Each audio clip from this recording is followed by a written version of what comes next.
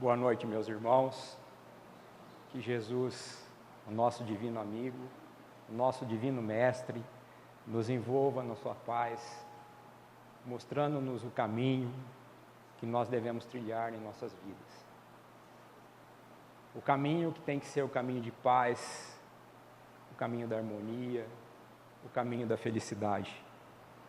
Esse caminho que nós todos, quando resolvemos vir a uma casa espírita, temos certeza que encontraremos nessa casa espírita. Essa casa de paz, de amor, que nos faz refletir sobre os nossos destinos, sobre o que nós devemos fazer para nos melhorarmos constantemente, não melhorarmos materialmente, mas melhorarmos moralmente, cada dia sendo pessoas melhores, mais afáveis, mais amorosas, pessoas que gostam de fazer o bem,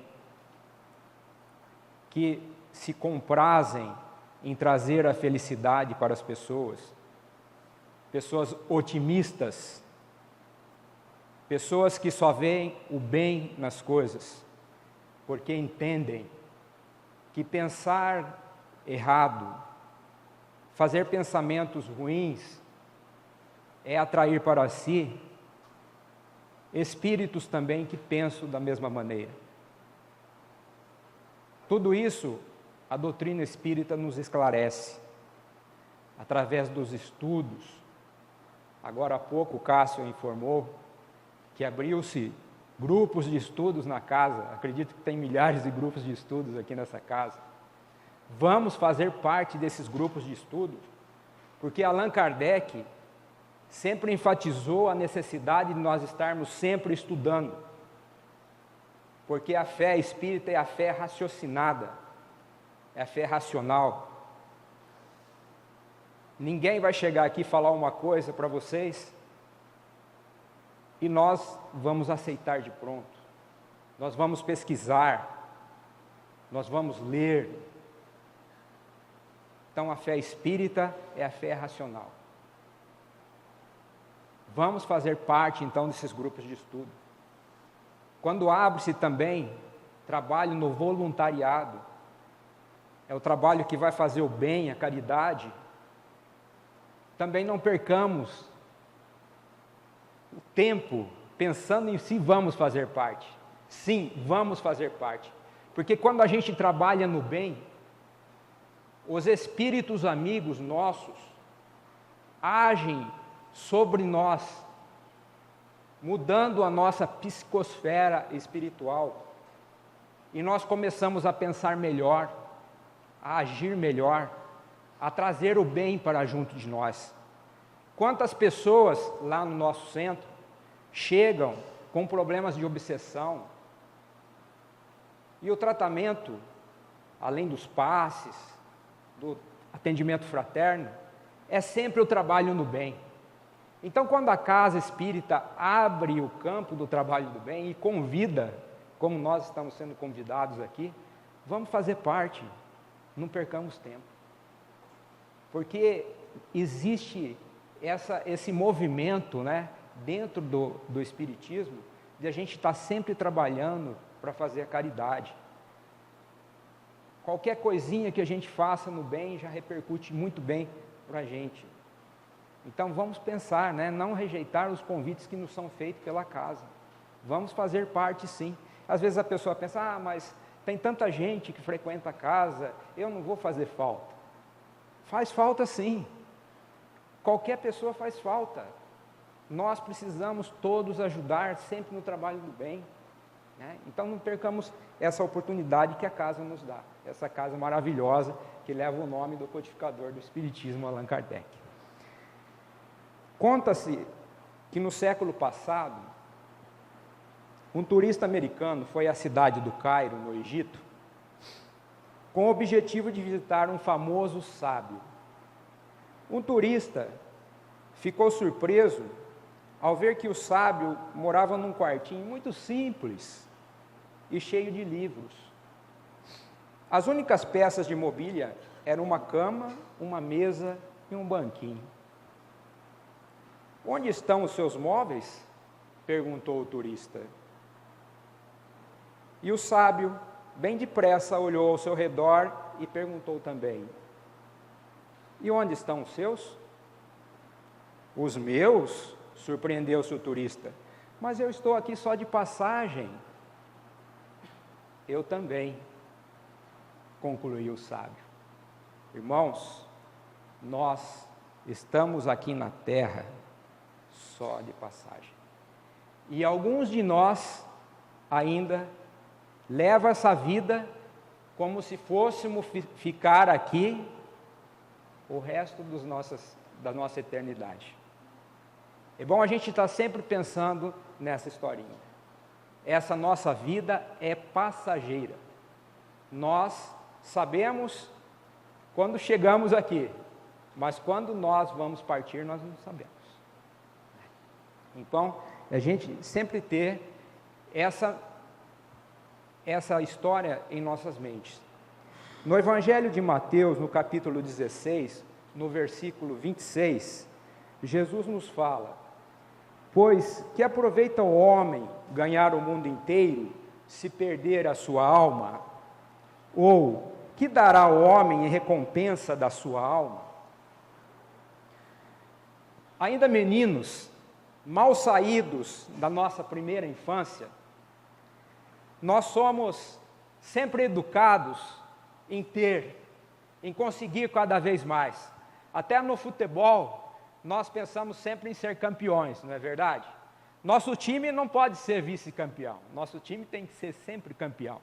Nós somos educados assim, em ter cada vez mais dinheiro, em ter cada vez mais bens materiais, em ganhar mais status, em ganhar mais fama, em ganhar mais reconhecimento.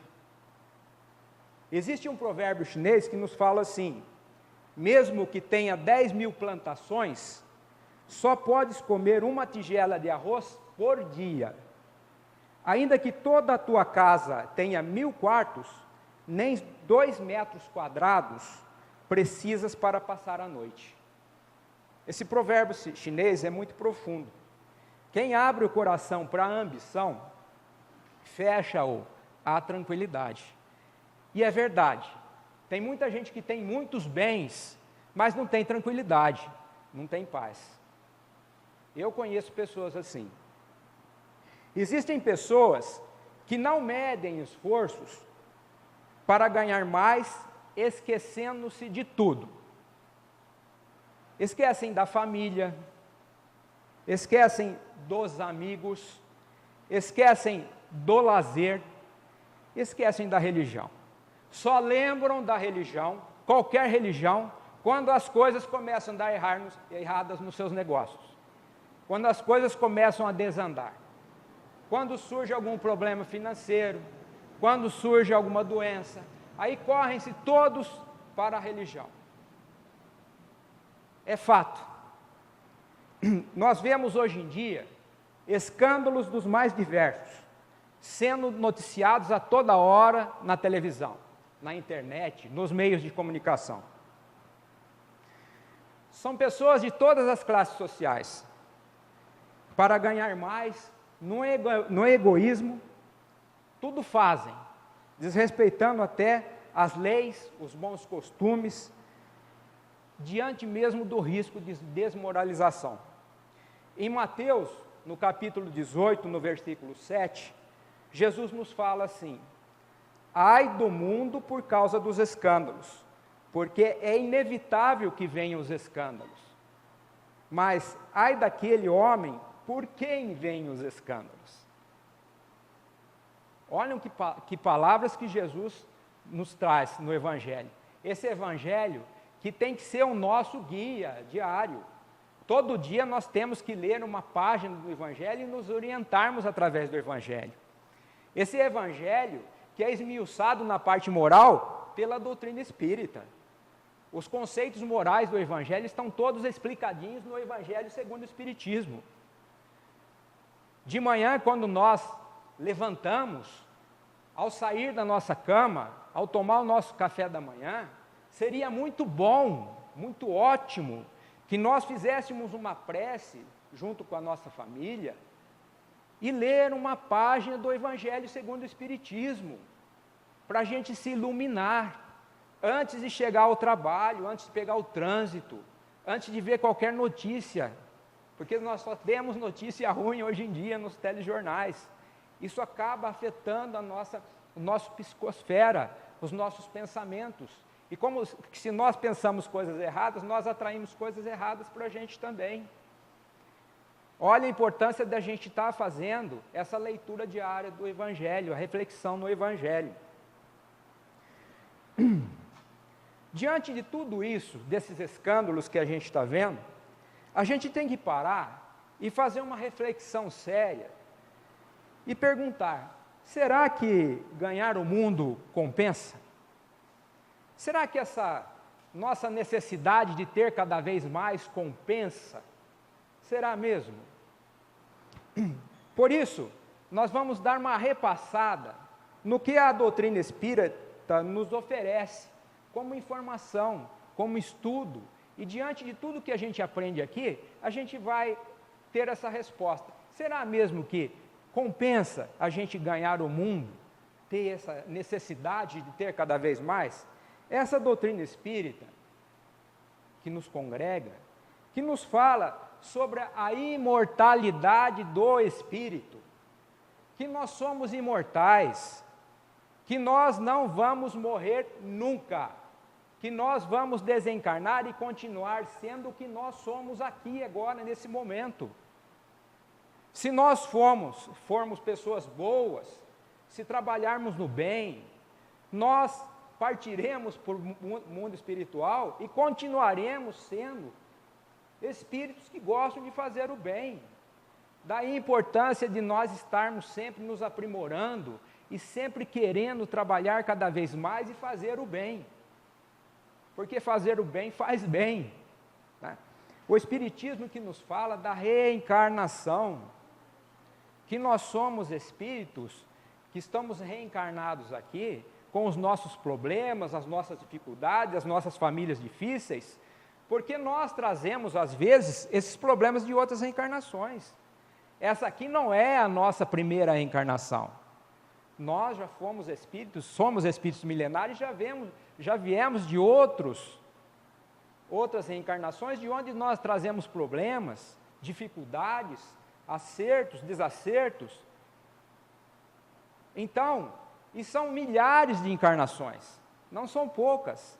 E hoje nós trazemos aqui essas dificuldades, reencarnamos com famílias difíceis, com parentes problemas, ou somos nós os problemas, né? E a gente fica se queixando, reclamando, sendo que nós estamos realmente encarnados, na verdade, reencarnados naquela família, para aprender a conviver com aquelas pessoas e aprender a lei do amor, porque só através do amor é que nós vamos resgatar os problemas que nós criamos para nós mesmos. O Espiritismo nos explica isso. O Espiritismo também que nos fala da lei de causa e efeito. O que nós estamos fazendo das nossas vidas hoje? O que eu estou plantando no meu caminho hoje?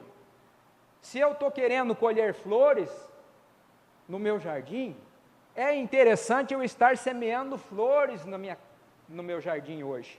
Porque se eu estiver semeando espinhos, não esperem que eu vou colher rosas, eu vou colher espinhos. Qual é a destinação que nós estamos dando da nossa vida hoje? Será que eu estou procurando ser bom mesmo?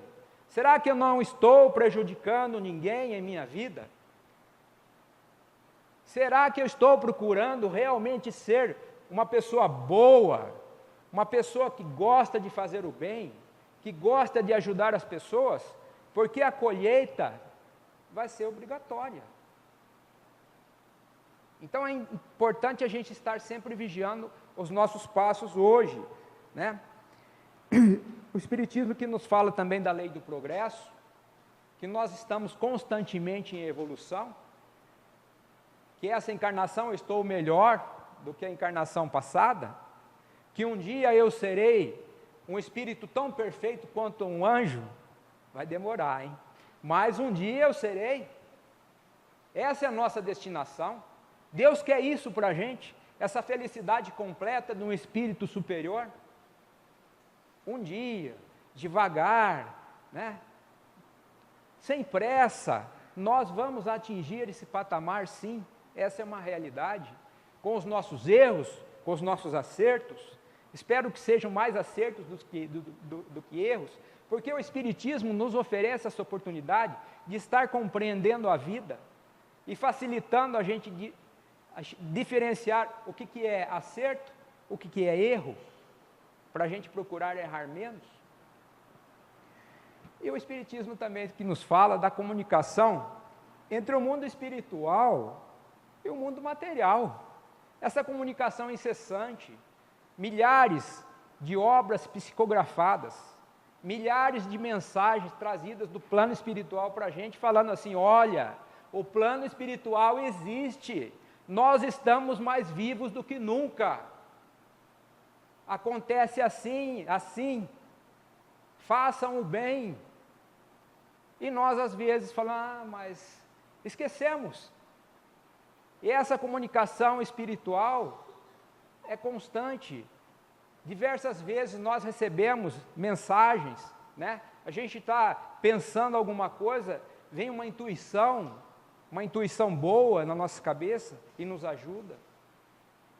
Outro dia mesmo aconteceu uma coisa em casa, eu estava com um problema e eu fiz uma oração, estava assim, né? Tinha o livro Fonte Viva em cima da mesa, eu fiz uma oração pedindo uma orientação, que eu tinha que resolver o problema. Aí veio um pensamento assim: olha, pega o livro e abre o livro. Então, era um problema que eu tinha que resolver rapidamente. Eu abri o livro, estava lá escrito: esperemos, a lição do livro Fonte Viva, esperemos. E foi o que eu fiz, esperei e o problema foi resolvido mais rápido do que se eu tivesse tomado uma atitude. Os espíritos amigos, eles nos intuem, eles nos favorecem, basta que nós saibamos, através da oração, a nos ligar com eles. Por que nós não fazemos uso da oração constantemente em nossas vidas? Porque a gente esquece. A gente sai de manhã de casa, correndo, já atrasado para o trabalho, a gente esquece de fazer uma oração agradecendo o dia que está se iniciando, pedindo a proteção dos nossos bons amigos espirituais, para que eles nos ajudem no nosso trabalho, no nosso dia a dia, nos intuindo para o bem. Nós temos que usar a ajuda dos nossos amigos espirituais, porque todos nós temos um amigo espiritual que fica ao nosso lado, e ele se liga a nós, passa mensagens boas através do pensamento. Se a gente tiver o pensamento não muito bom, o que acontece? O nosso amigo espiritual não consegue se comunicar com a gente. Então, através da oração, a gente abre um canal para a comunicação do nosso amigo espiritual. Quando Frederico Figner desencarnou em 1947, Frederico Figner era uma pessoa que ele foi diretor da FEB por muito tempo. Ele era uma pessoa muito rica lá no Rio de Janeiro, né? Ele deixou para o Chico Xavier, em testamento, um valor que, se fosse aplicado na época, a fortuna que ele deixou, o Chico não precisava trabalhar o resto da vida. E só com esses rendimentos, esse é o objetivo mesmo do Frederico Figner, deixar para o Chico Xavier, que o Chico não precisasse mais trabalhar e com o dinheiro que ele arrecadasse das aplicações, ele continuasse trabalhando só no trabalho mediúnico. O Chico, quando soube da doação dessa fortuna, ele fez a seguinte indagação: Senhor, o que será que esse dinheiro quer fazer comigo? E o Chico pensou e recusou a doação. E entrou em contato com as filhas do Frederico Figner para devolver a fortuna que ele tinha recebido. E elas não aceitaram. Aí ele falou: como é que eu vou corrigir isso? Como é que eu vou solucionar isso? Porque esse dinheiro eu não vou ficar com ele. Que o Chico era bem assim. Aí ele pegou e doou todo esse dinheiro para a FEB, e esse dinheiro serviu para arrumar lá o setor editorial da FEB. Inclusive esse setor que a FEB tem até hoje foi, né, recebeu essa ajuda dessa doação do Chico. Mas o que eu quero falar mesmo é sobre o Frederico Figner. Frederico Figner, depois de desencarnado, ele passou informações através da psicografia do Chico Xavier no livro Voltei, através com o nome de Irmão Jacó. Nesse livro Voltei, que todos nós, se não lemos, temos que ler antes do nosso desencarne, ele passa informação sobre as dificuldades que o senhor Frederico Figner, Irmão Jacó, que é o nome dele, enfrentou depois do desencarne. Ele que tinha todo um preparo espiritual. Você vai ver lá no livro Voltei, como que é difícil a passagem do espírito para o plano espiritual. Ele que teve assistência do Bezerra de Menezes, teve assistência de vários espíritos de luz. Mas ele passou, até ele tem uma hora lá que ele vê uns objetos da casa dele, assim, ele se sente atraído pelos objetos, que eram objetos que ele gostava muito. Então vejam bem, nós não podemos ficar ligados com os nossos bens materiais, né? Quando temos muitos bens materiais, a gente pode ter sim, mas não precisa ficar ligado com esses bens materiais, porque depois do nosso desencarne, para a gente evitar que aconteça o que aconteceu com o irmão Jacó. Mas quem quiser saber mais sobre o livro Voltei, é bom pegar aí na biblioteca da casa e ler o livro Voltei. É um livro gostoso de ler, muito bom, e traz muitas informações para a gente, né, sempre estar aí praticando no nosso dia a dia essas informações. Tem tempo ainda?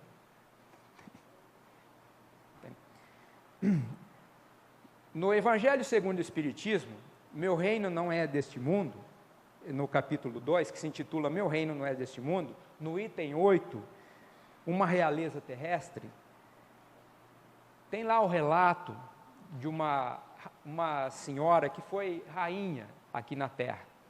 E quando ela desencarnou, qual foi a surpresa dela? Quando ela chegou lá, no plano espiritual, ela viu que aquelas pessoas que ela pensava que não tinham valor nenhum, porque ela era uma realeza, ela realmente era uma rainha, não tinha valor nenhum para ela. Quando ela chegou lá, ela viu que aquelas pessoas eram muito mais iluminadas que ela, tinham muito mais valor lá no plano espiritual que ela, que era a rainha aqui na Terra.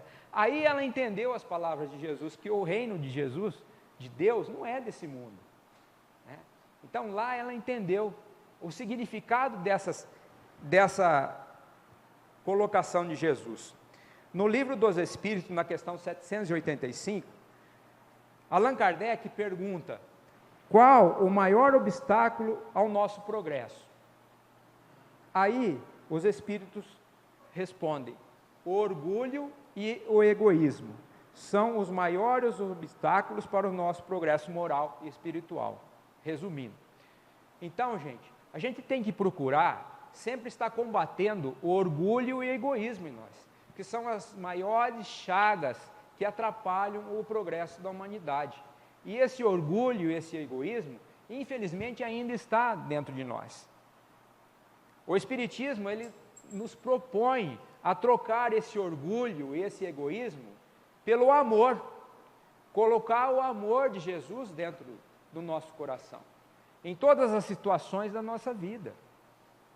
Essa é a proposta principal, que nós tiremos esse orgulho, esse egoísmo do nosso coração, e gradativamente, através do trabalho do bem, através dos estudos que a casa nos oferece, a gente vai colocando o amor de Jesus no nosso coração.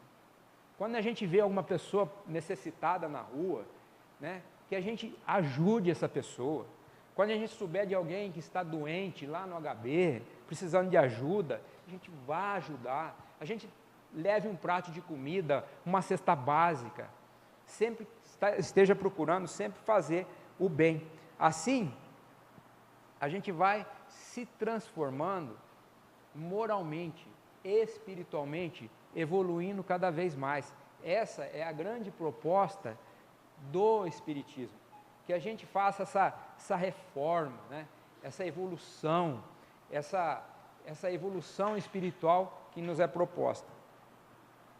E na hora que a gente estiver em decisão, que a gente lembre sempre de buscar o que está escrito em Mateus, no capítulo 7, no versículo 12.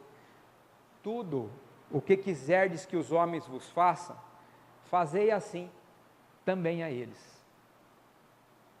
Usando essa máxima de Jesus, nós faremos sempre o bem nas nossas vidas.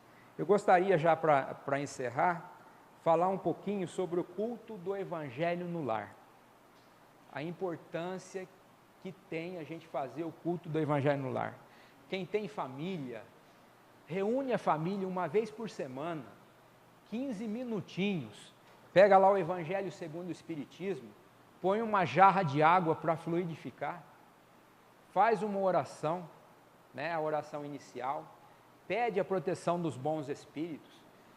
Se você decidir fazer o culto do Evangelho no lar, o dia acertado tem que ser naquele dia, naquele horário você esteja presente, porque os irmãos, os amigos espirituais passam na sua casa realmente, no dia que você agendou com eles, e eles vão passar lá para te dar assistência. Aí você faz a prece inicial, lê um trechinho do Evangelho, comenta com os presentes. Tem gente que fala assim, eu tenho filho adolescente e não participo. É difícil, eu sei, eu também tenho filho adolescente, eu sei que é difícil, eles não participam mesmo. Mas a gente pode pôr o nome deles lá, eles participam lá, mas assim, a gente tem certeza que os bons espíritos também envolvem eles nessas emanações de amor. Aí, feita a prece inicial, comentada, você pede na prece final a fluidificação da água, para que lá seja posto o remédio que você está precisando, que a tua família está precisando.